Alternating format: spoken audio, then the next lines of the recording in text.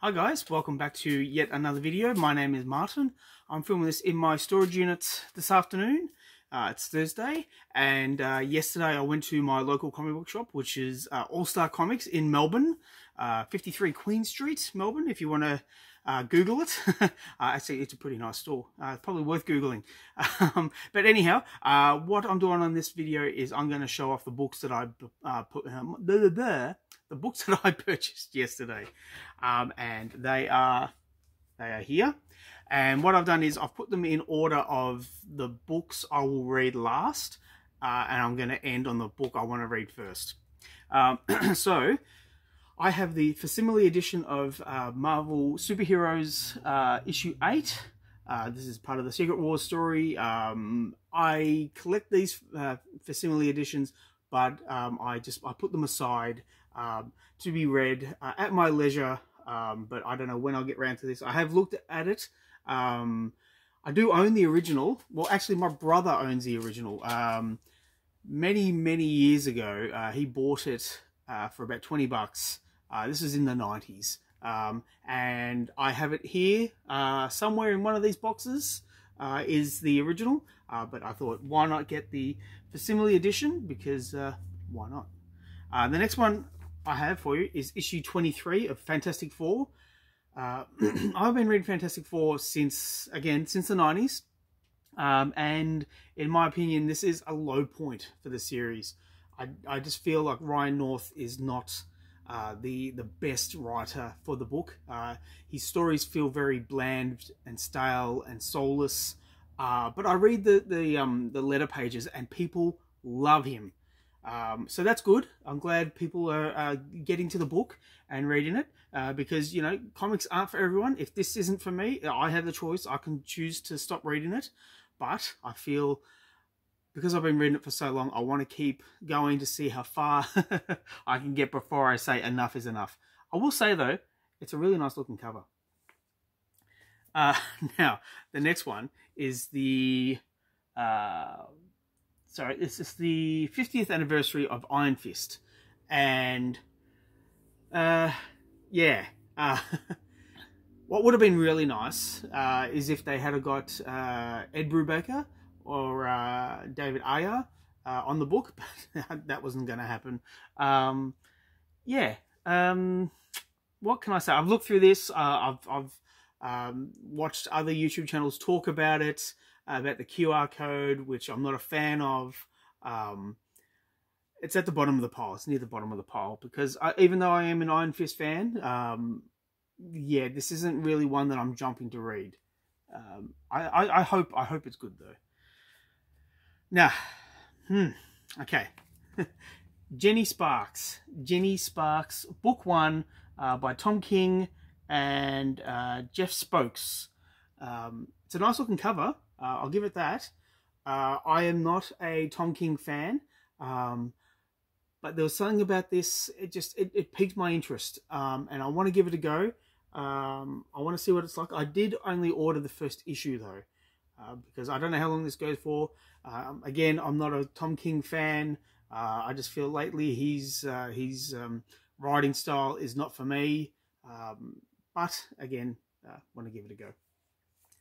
The next one is issue 8 of Vengeance of the Moon Knight. This is a series which I think can do with a bit of a kick in the butt. Maybe a new artist, even though Capuccio's not on this. Oh, here we go. Okay, so we've got Jed MacKay writing it, and Pramanik is the artist. And I'll just show you real quick. There's the artwork there. I don't think I'm really spoiling too much by showing the artwork. It looks nice. So yeah, maybe I'll bump this up and read it sooner than later. Yeah, there we are. Now, I don't know why I bought this, other than just a bit of fun, bit of silliness.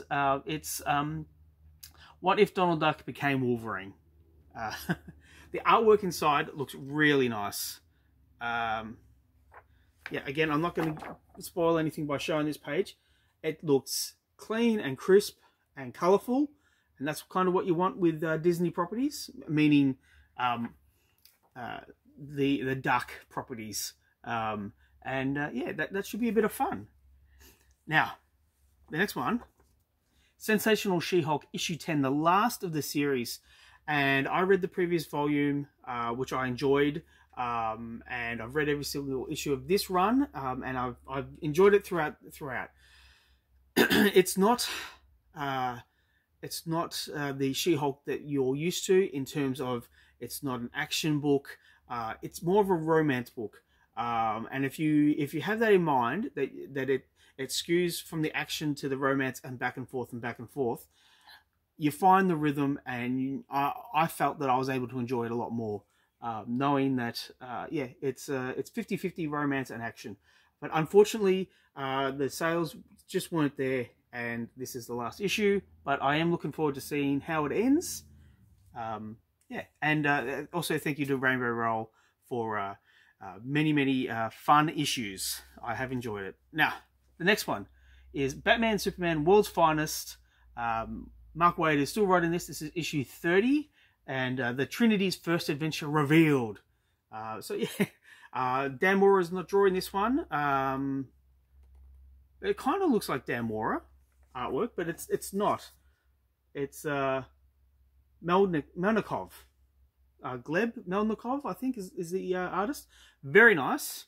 Very nice. Yeah, that should be a bit of fun. Now, this series has been really fun. I've been really surprised with just the amazing quality that Mad Cave has done for the Dick Tracy series. This is issue 4 with a really nice looking cover.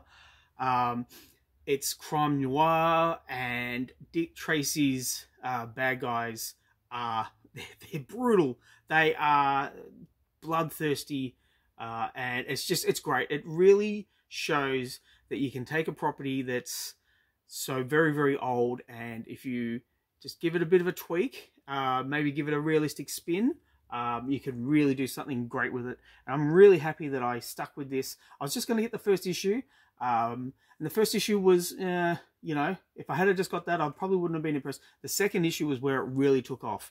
And so, yeah, this is going to be read very soon. Very much looking forward to it. Now, I've got, let's see, 1, 2, 3, 4, 5 books to go. The next one is Nightwing issue 117, the penultimate issue by this creative team, which is Bruno Redondo and Tom Taylor.